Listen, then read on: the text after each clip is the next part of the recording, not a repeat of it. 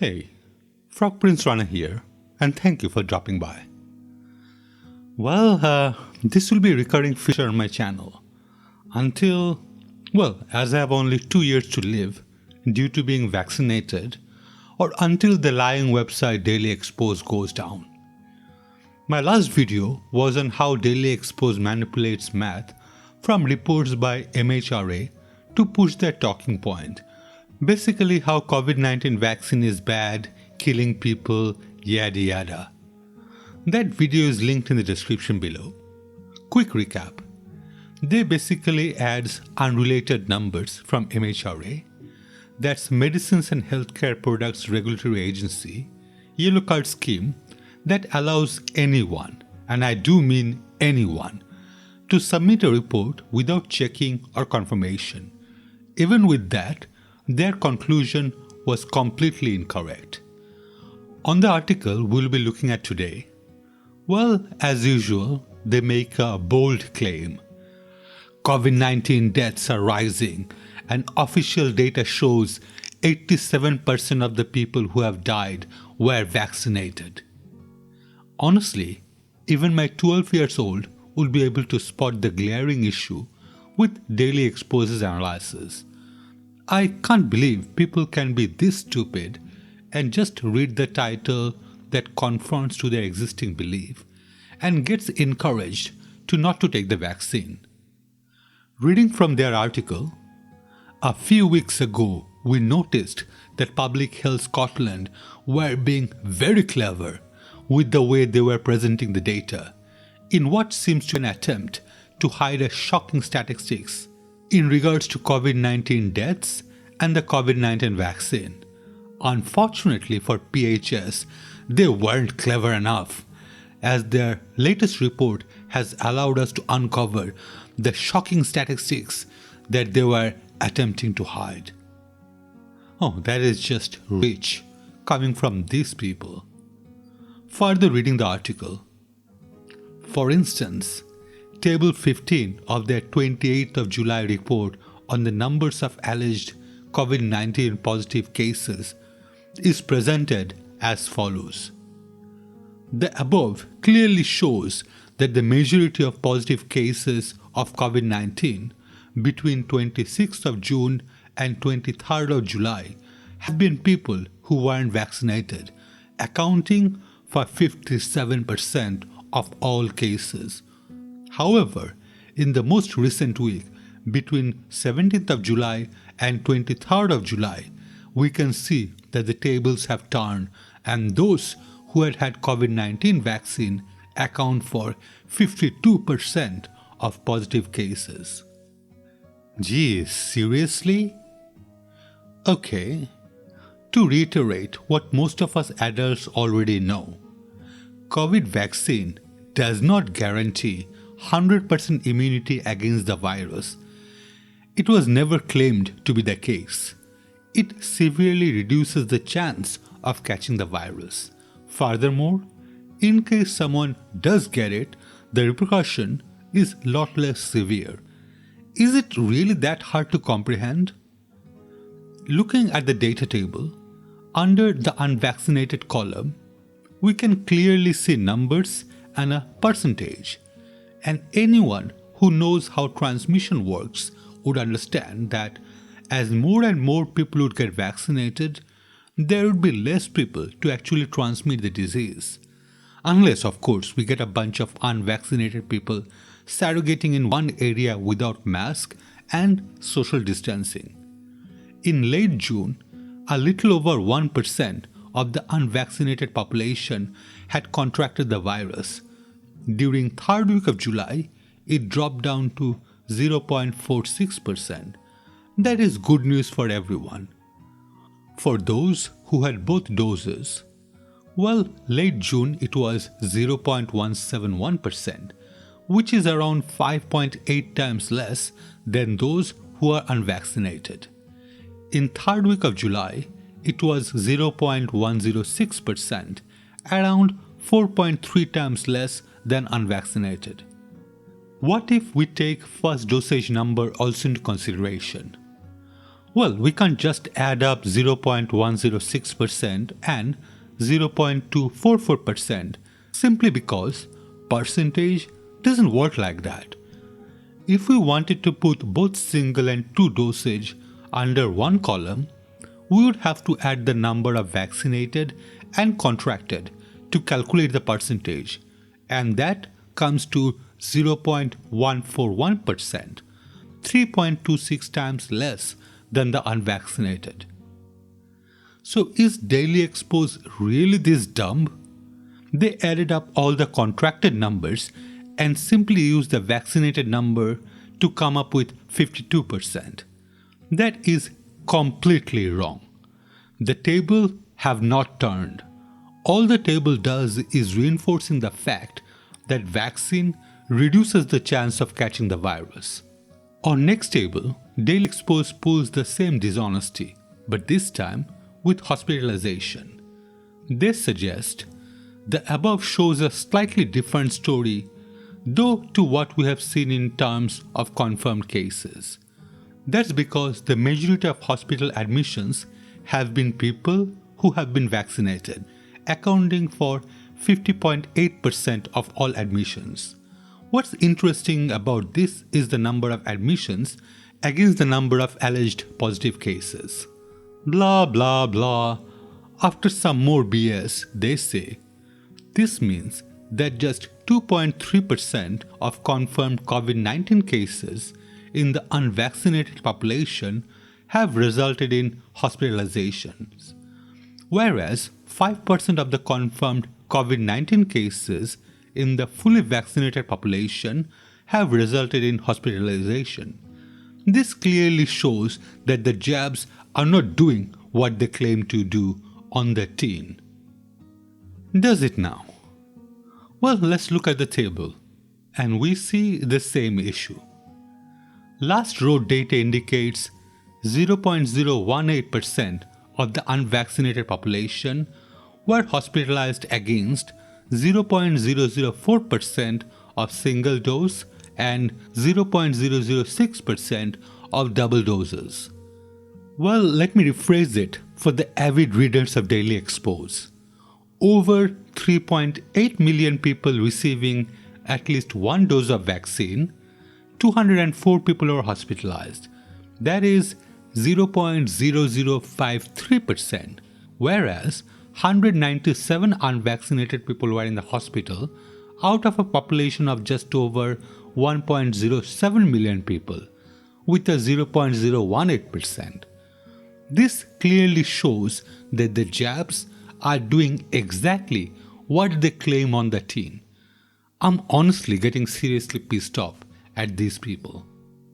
The article continues with, Public Health Scotland have again been quite clever in how they have represented the above data because they have tried to reduce the severity of the numbers seen in the vaccinated by displaying the number against how many people have been vaccinated, the same as they have attempted to increase the severity of the numbers seen in the unvaccinated by displaying the number against how many people have not been vaccinated. Basically translating to, how dare Public Health Scotland actually provides the number of total vaccinated? It would be so much easier to lie if those total numbers weren't there. Then DailyExpose asserts, but those numbers are irrelevant. That's because the COVID-19 vaccines do not stop you getting the virus and do not stop you spreading the virus, and that's a fact.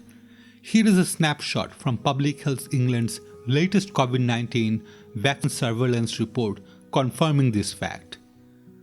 Although individuals may not develop symptoms of COVID-19 after vaccination, it is possible that they could still be infected with the virus and could transmit to others. No shit, Sherlock.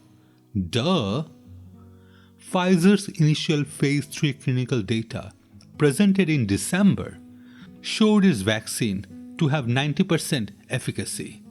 Even when a vaccine is highly effective, a small percentage of people who are fully vaccinated will get COVID-19 if they're exposed to the virus that causes it, it is not a magic bullet.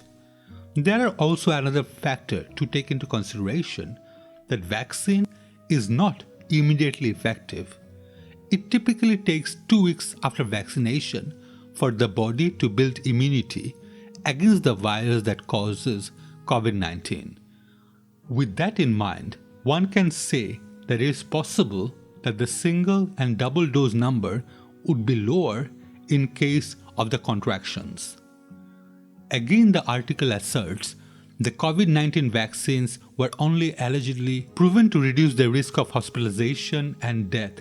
However, the methods used to prove this are highly questionable. No, it is not. They have shown no proof to show that the methods are highly questionable, and the real-world data paints the complete opposite picture. Now comes the doozy.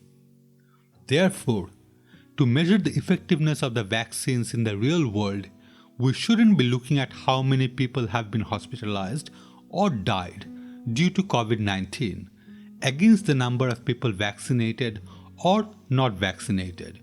We should be looking at how many people have been hospitalized or died due to COVID-19 against the number of people allegedly infected with COVID-19 by their vaccination status. I had to read that phrase multiple times to ensure I haven't read it wrong. Well, I'm still partly bemused. Let's take a different example. People wearing seatbelts can still die from impact on a collision. A meta-analysis of global studies exploring the effectiveness of seatbelt suggests that their use reduces the likelihood of death and serious injury between 40 to 50% for front seat occupants and 25% for rear occupants, while the effect on minor injuries is approximately 20 to 30%. Now, does this suggest we should stop wearing seatbelt? Of course not. DailyExpose continues with, using that measure against the above data, we can clearly see the fully vaccinated have got problem because it looks like if they're infected with COVID-19, they're much more likely to be hospitalized than if they were not vaccinated. Again BS, it shows exactly the opposite. Next they claim, as you can see, they have reverted to percentages based on this data to justify that the COVID-19 vaccines are clearly effective, except there is one huge flaw which creates a major deception in terms of what this data shows us. I have to admit defeat here, as I clearly don't understand their point. I think what they're trying to say is, on 29th of December, 1.9% of the population were vaccinated with 51 deaths. Then on 27th of January, 9.1% were vaccinated, and yet number of deaths were 92. In the published graph, soon we see a dip after February. This might be a good time to point out that on 15th of January, Scotland suspended all international travel corridor. On 15th of February, hotel quarantine were introduced, meaning passengers travelling into Scotland from outside the common travel area had to be quarantined. From this graph, DailyExpose asserts the majority of COVID-19 deaths occurred prior to just 9% of Scotland's population receiving the vaccine. Now, technically it is correct. I have added a link from National Records of Scotland where we can download the data in CSV format. If we take the earliest date of death reported from the week of 16th of March 2020, we get a much greater number. But the table DailyExpose shows number of confirmed deaths by vaccination status from 29th of December 2020 to 15th of July 2021, we have a smaller range. From the weekly report, we can only get the data starting from 28th of December and not 29th, and the cutoff date for the week starting on 25th of January, which ends on 31st of January. So from 28th of December to 31st of January, total number of COVID-related deaths is 1,847. From 1st of February till 18th of July, again I can't cut it off at 15th of July, the death toll is 1,906. If I take the range until 11th of July, the death toll is 1,859. So once again, DailyExpose lied when we are talking about the given range with their statement. However, as we have proven, the statistics is misleading due to the fact that majority of the deaths occurred prior to just 9% of Scotland's population being vaccinated. Finally, they compared two tables of COVID-related deaths, where one being a smaller range by excluding second week of July, from 8th to 15th. Now between these two tables, we see a difference of only 5 unvaccinated deaths in that 1 week, where we see 5 deaths in population with single dose and a shocking 28 deaths in double dose population. And thus, DailyExpose claims we have proven that you are more likely to be hospitalized and more likely to die if you are infected with COVID-19 after being vaccinated. Oh damn, I'm so busted. I should admit defeat at this point, shouldn't I? In face of such conclusive facts, only a moron would disagree. But before throwing in the towel, let me just check those tables one more time. Now please correct me if I'm wrong, but doesn't the table shows that out of 28 deaths, 24 were 70 years and older? Well, males can expect to live in good health for an average of 61.7 years from birth, while for females it is 61.9 years, according to National Records of Scotland. In 2017-2019, life expectancy at birth was 77.1 years for males and 81.1 years for females. Hey, so I'm not busted. We are mortal after all, and going by the life expectancy, it is an expected number, right? Finally, they conclude with, antibody-dependent enhancement occurs when the antibodies generated during an immune response recognize and bind to a pathogen, but they are unable to prevent infection. Instead, these antibodies act as a Trojan horse, allowing the pathogen to get into cells and exacerbate the immune response. I'm not even gonna dignify that with a response. I have added a link to a little known project known as National Human Genome Research. I can assure you they're a lot more reliable than this BS website. Well, that's all for this video. If you think it is a worthwhile video to share and to ensure YouTube suggests it, please leave a like, comment, and even share it around. If you want to be super awesome, please consider subscribing so you can be updated with my new content. Let me know what you guys think in the comment section below. As always, your comments are greatly appreciated. Thank you so much for watching. Wherever you are, have a safe day. Signing off.